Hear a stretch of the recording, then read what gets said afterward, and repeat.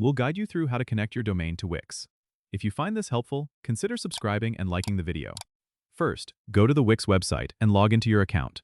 Once you're logged in, navigate to the top left corner and click on the My Sites section.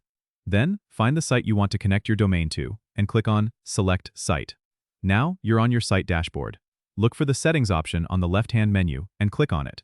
In the Settings menu, you'll see an option labeled Domains. Click on that. Here, you'll have the option to connect a domain you already own or buy a new one. If you already have a domain, click on Connect a domain you already own. You'll need to enter your domain name and then click Next. Wix will provide you with the instructions on how to change your domain's DNS settings.